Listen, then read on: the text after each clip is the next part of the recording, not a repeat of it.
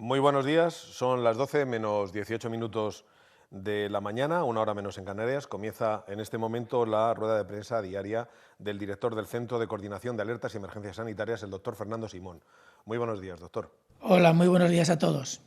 Hoy no he comido almendras por si acaso. Vamos a dar los datos, como todos los días, de la evolución de la epidemia entre ayer y hoy y valorar un poquito cómo ha ido en los últimos días. Los datos de hoy van evolucionando en la misma tendencia. Tenemos únicamente 838, es decir, únicamente en esta situación siempre es un poco extraño, pero lo cierto es que es una cifra muy buena si la comparamos con los días anteriores.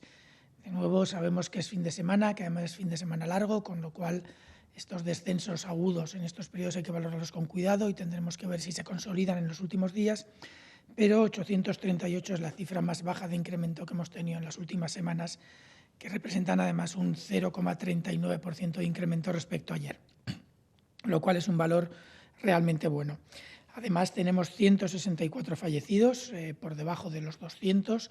Es de nuevo una cifra muy buena comparada con las cifras que estábamos viendo anteriormente, dentro de lo triste que es siempre hablar de fallecidos, y suponen un incremento del 0,7% respecto al día anterior. Como ya digo, son cifras muy buenas que consolidan las tendencias que estamos observando y que se tienen que consolidar en los próximos días.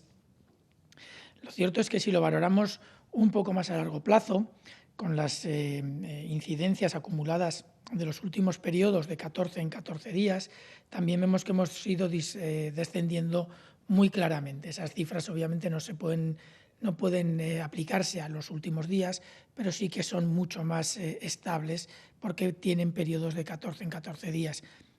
Hace la semana del 23 de marzo al 5 de abril, la incidencia acumulada de ese periodo fue de 231 casos por 100.000 habitantes.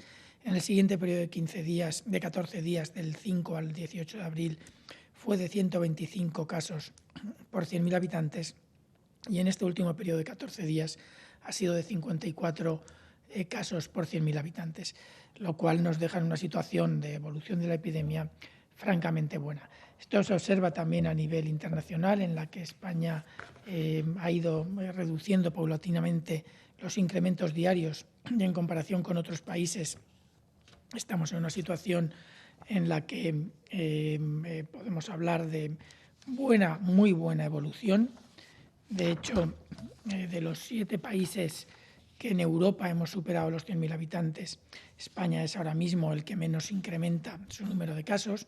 A nivel global tenemos Estados Unidos, que mantiene un incremento constante, importante, de alrededor del 3%, con 30.000 casos nuevos publicados o notificados en las últimas 24 horas, y también con incrementos en la letalidad que van subiendo y ahora ya está a una décima del 6% de letalidad.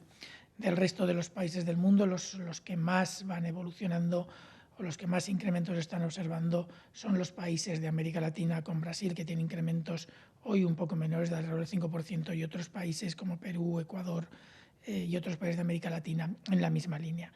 Al margen de eso, la evolución a nivel global, si bien tenemos estos países que están en fase ascendente, no va al mismo ritmo de lo que iba hace tan solo una semana o 10 días.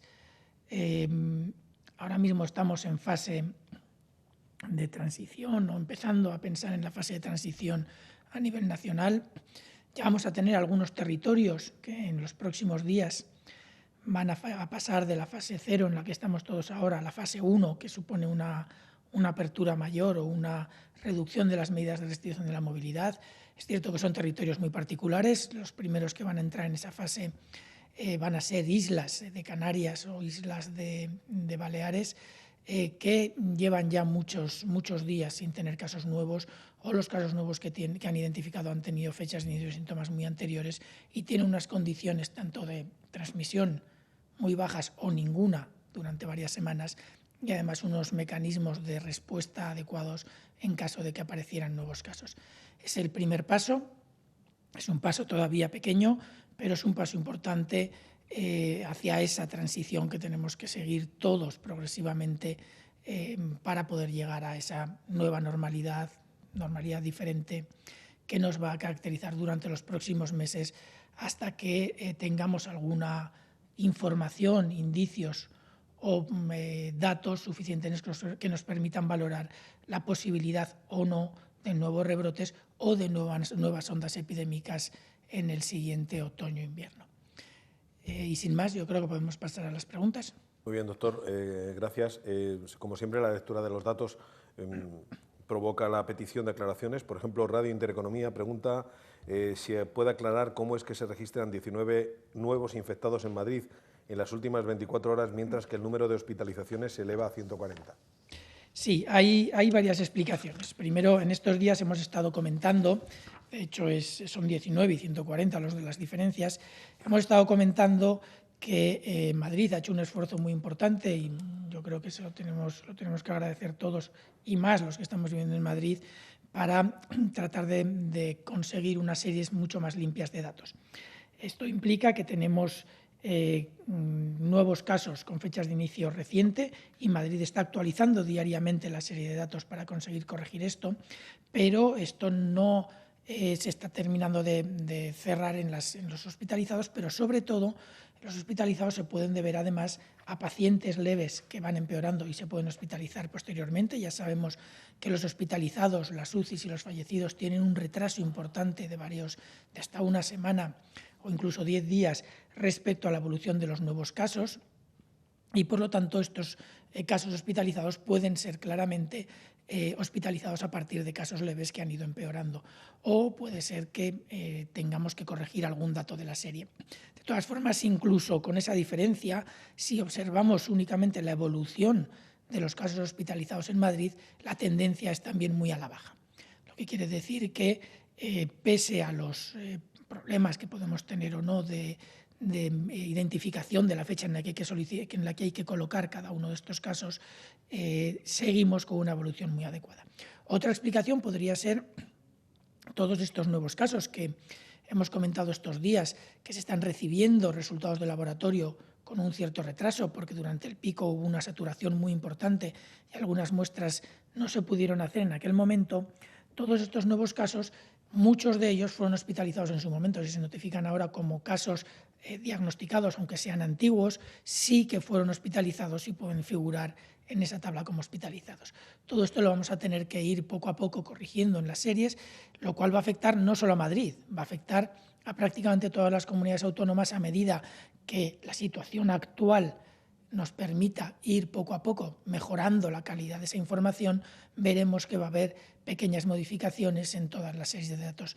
Por ejemplo, eliminando posibles duplicados, que son muy pocos si es que los hay, pero habrá que verificarlo, modificando algunas fechas de diagnóstico que pueden estar equivocadas, actualizando datos de evolución de los pacientes que pueden estar cerradas o actualización, etcétera, etcétera. Todo esto puede hacer que aparezcan discrepancias o situaciones que pueden parecer extrañas como esta que acaban de comentar.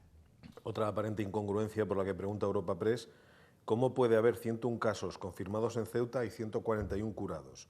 ¿Un 40% más de casos curados que declarados? Sí. Tenemos 2 o 3 comunidades con las que hemos tenido algún problema, pero esto en concreto se debe probablemente también a casos que no han tenido sintomatología o que sí que han tenido sintomatología. Es decir, tenemos pacientes que han podido ser notificados con prueba de PCR que detecta el virus o con prueba serológica. Si recuerdan, para poder seguir la evolución de la epidemia correctamente, en su momento se modificaron algunas de las definiciones de caso en las que establecimos que se iban a seguir los casos por PCR y se iba a explicar cómo evoluciona la epidemia con los datos de PCR que detecta el virus en los pacientes, y que los datos de serologías, es decir, de aquellos que se detectan por tener anticuerpos, se iban a notificar de otra forma o de forma separada.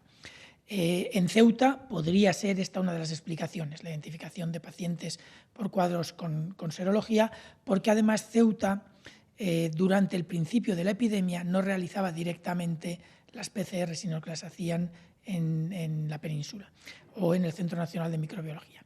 Todo esto puede hacer que existan estas discrepancias. Como les he dicho, estamos tratando de corregir todos estos errores que se van detectando, pero lo que no vamos a hacer es, mientras no tengamos claro cómo corregirlos, vamos a tratar de no ocultar información. Esto nos lleva a algunas incongruencias como estas, que a veces son difíciles de explicar, pero que si hay X hospitalizados o X curados, tenemos que ponerlos. Sí que es cierto, por otro lado, que el otro día el equipo detectó que en el cálculo de los curados quizás estemos considerando un denominador diferente y que estemos incluyendo más curados con un diagnóstico por serología que por PCR.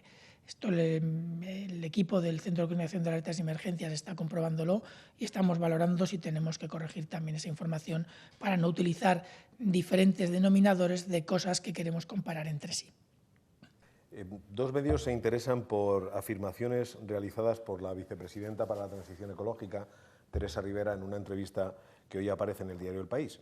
El enunciado de Cambio 16 es este. La vicepresidenta Teresa Rivera, coordinadora del plan de desescalada, afirma hoy en una entrevista que se está asociando mayor incidencia del contagio con peor calidad del aire y si necesitamos distancia social necesitamos más espacio al aire libre.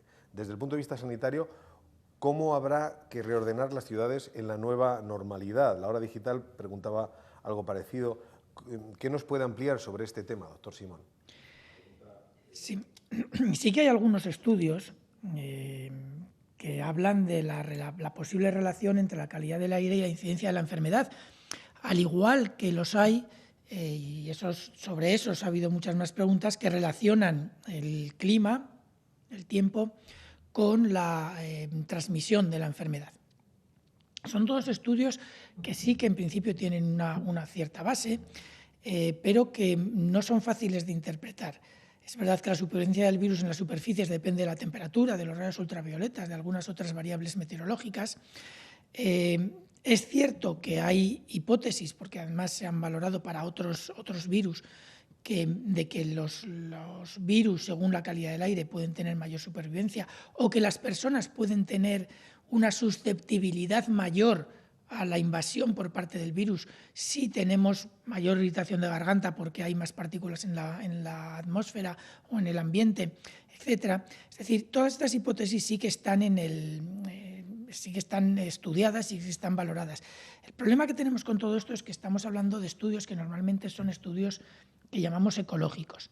Es decir, son estudios que hablan porque no hay otra manera, o sí que la puede haber, pero son realmente complicados, pero normalmente se estudia la calidad del aire o las variables meteorológicas en unas zonas y se compara con las variables meteorológicas en otras zonas y luego se valora si en unas hay más incidencia de la enfermedad que en otra. El problema es que todo eso luego hay que llevarlo al plano individual. Y ahí se puede producir, no siempre, y estos estudios lanzan hipótesis muy interesantes que hay luego que validar a título individual, pero a veces se puede producir lo que en epidemiología llamamos la falacia ecológica.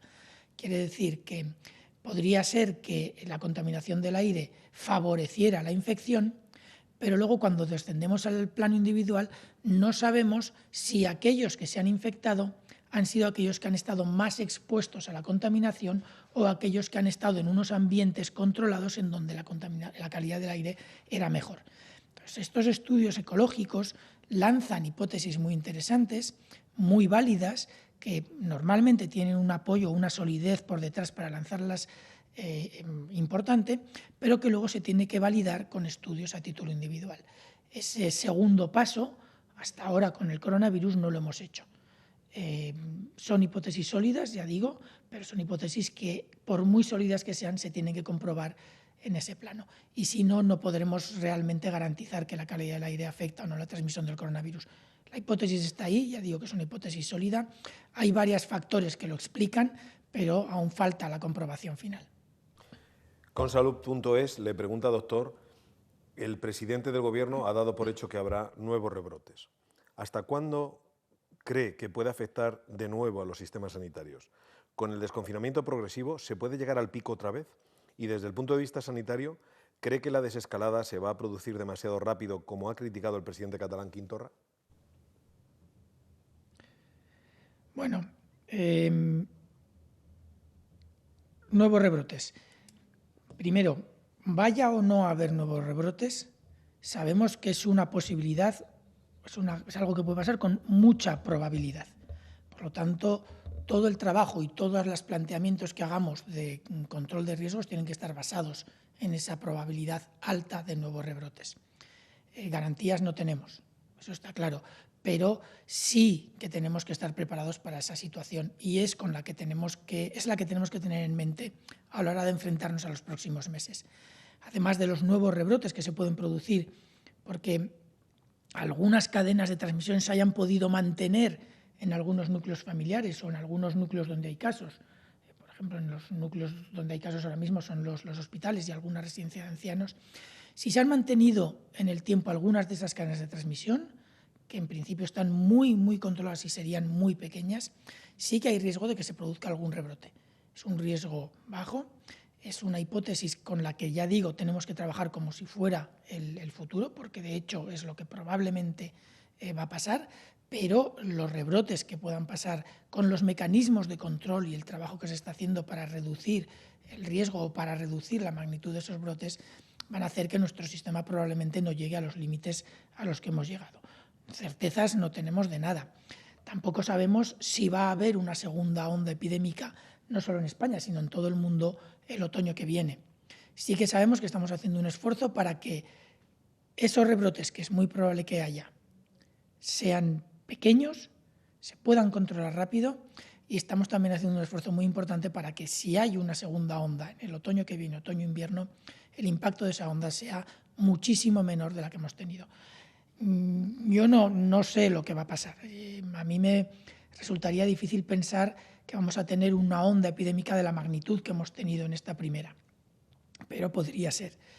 Yo personalmente creo que será quizás algo más controlada, pero eso va a depender no solo de lo que hagan los sistemas sanitarios y las instituciones, sino también de cómo nos comportemos todos, que es al fin y al cabo nuestro comportamiento lo que favorece o no la transmisión de la enfermedad, al margen de que en algunos núcleos concretos, por supuesto, la responsabilidad institucional sea mayor. Estoy hablando pues, de profesionales sanitarios, estoy hablando de residencias de ancianos en las que tenemos que garantizar que no lleguemos a tener transmisión importante en los próximos meses. Yo creo que eso es, por un lado, es importante entenderlo.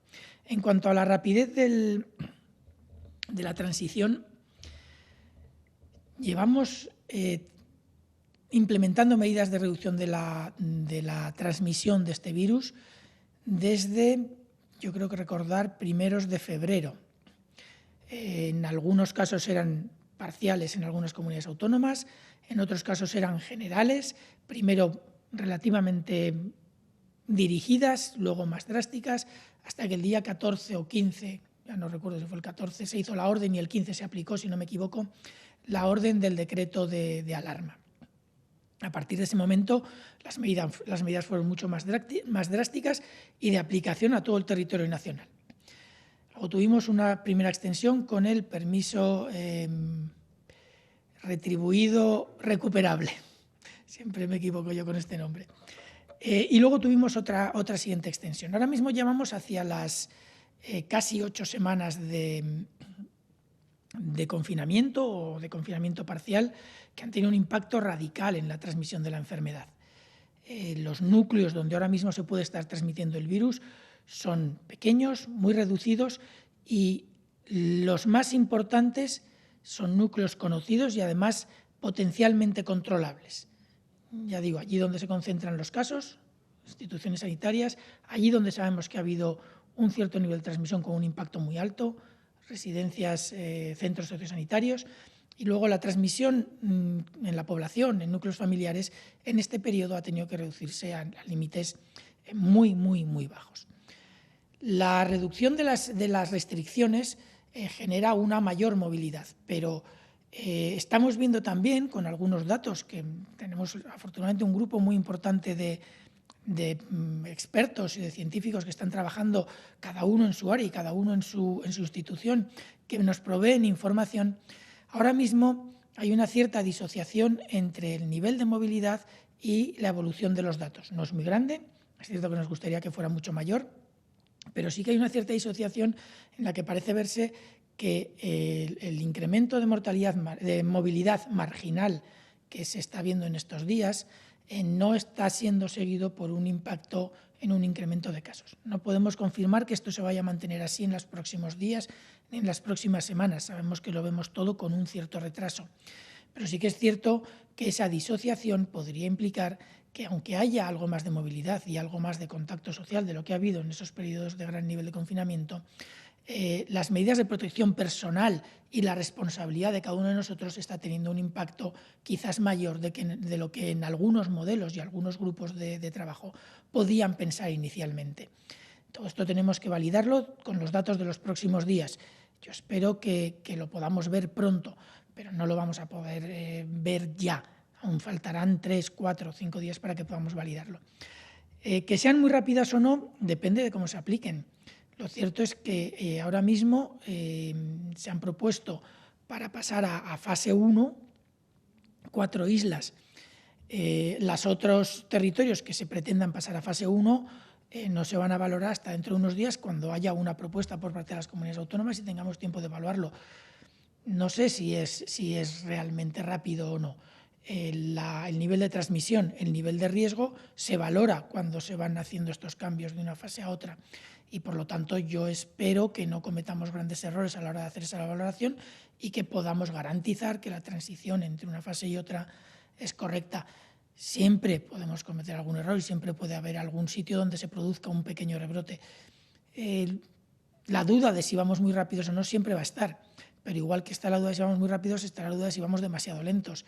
El impacto que están teniendo todas estas medidas son obviamente en la salud, que es donde más tenemos que incidir, pero en la salud también inciden el impacto socioeconómico que están teniendo. Tenemos que ir valorando cómo evoluciona la epidemia, el nivel actual de riesgo que supone el virus y el nivel de riesgo que suponen las medidas socioeconómicas restrictivas que se han implementado.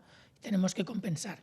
No es fácil, la decisión es muy difícil, se lo puedo asegurar, y la responsabilidad que se siente al tomarla entiendo que tiene que ser aún muy difícil cuando uno aplica medidas de este tipo. No sé si es muy rápido o no, el tiempo nos lo dirá. Telemadrid le pregunta, doctor, sobre la obligatoriedad de usar mascarillas en transporte público desde mañana. ¿Incluye excepciones como enfermos con problemas crónicos respiratorios? ¿Cómo deben viajar estos pacientes?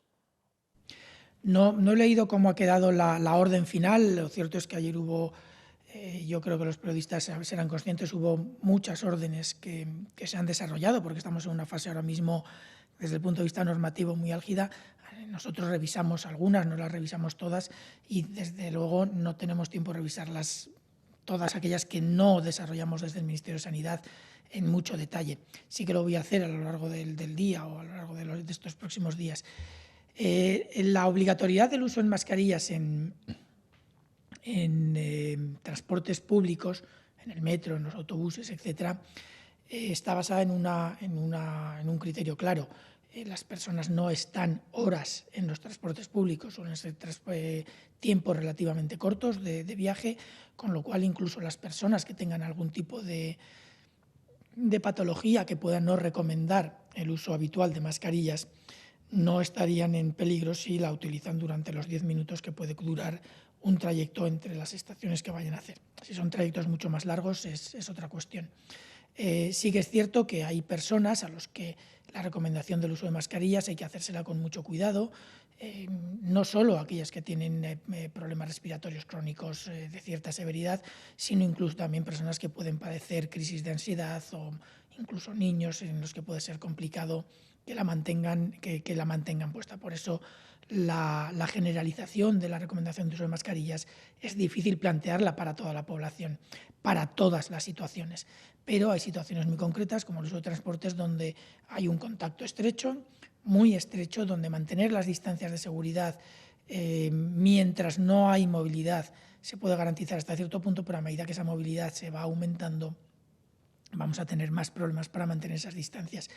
En trayectos cortos yo creo que prácticamente toda la población va a tener capacidad de usarlas. Si son personas específicas, alguna dentro del vagón que tiene alguna razón clara, yo creo que somos todos suficientemente sensatos como para entender que si el resto llevan mascarillas, esta persona no va a suponer un riesgo. Ahora, eso sí, tenemos que entender que son excepciones muy puntuales y que ahora mismo, si no me equivoco, ya digo que no me he leído todavía esa norma, si no me equivoco, la obligatoriedad es para todos.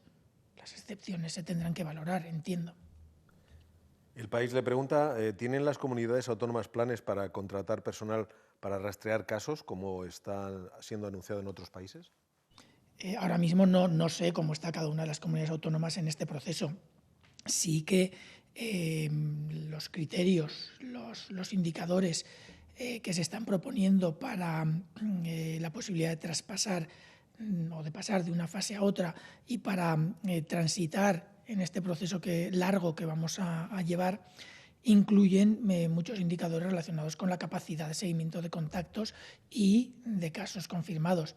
Las comunidades autónomas tienen que garantizar esa capacidad. Si no la garantizan, por supuesto que habrá que valorar muchos otros factores. Ya hemos dicho que esto no es una cuestión de un único indicador, pero tendremos que valorar todos los demás factores para ver si, no cumpliendo con una capacidad suficiente de seguimiento de contactos, pueden transitar de una fase a otra. Este es uno de los criterios clave, el poder, en ausencia de casos detectados, garantizar que el esfuerzo de identificación de esos casos y la posibilidad de hacer el seguimiento correcto de sus contactos existe en las comunidades autónomas. El mecanismo, en principio, podría ser contratación o reorganización de servicios. Nosotros no vamos a entrar en cómo se hace, pero sí que tienen que garantizar la capacidad. El diario argentino Clarín pregunta si tiene posibilidades de llegar la inmunidad de grupo, también se llama inmunidad de rebaño, a medio plazo con la transición a esa normalidad controlada, como lo está haciendo España, antes que una vacuna. Me puedo arriesgar y decir una frase rotunda, que sería mi opinión personal, o podría poner todas las dudas que hay entre todos los expertos que trabajamos en esto y que compartimos información. Va a ser difícil que tengamos una inmunidad de rebaño suficientemente alta en los próximos meses. Y eso es debido a que hemos conseguido controlar la transmisión. Y eso es bueno. Una inmunidad de rebaño suficientemente alta, si asumimos ese número de reproducción, ese número de casos secundarios que produce cada caso primario del que hemos venido hablando todas estas semanas, de 3, implicaría que necesitamos entre un 67 y un 70% de personas que hayan estado infectadas durante este periodo para saber que estamos protegidos. Ahora mismo se están haciendo los estudios de seroprevalencia. Con esos estudios tendremos información mucho más sólida de cuánta es esa seroprevalencia, cuántas personas han estado realmente infectadas en España y, por lo tanto, podríamos pensar que tienen algún grado de inmunidad. Inmunidad que, por otro lado, no sabemos cuánto dura y no sabemos si es efectiva al 100%, al 90%, al 80%, al 70%. Con lo cual, el basar nuestras expectativas de control de la enfermedad en esa inmunidad de grupo, inmunidad de rebaño,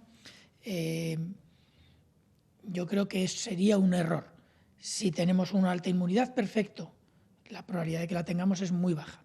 Y la probabilidad de que la alcancemos en los próximos meses, una vez que hemos conseguido, afortunadamente, controlar la transmisión, también es muy baja.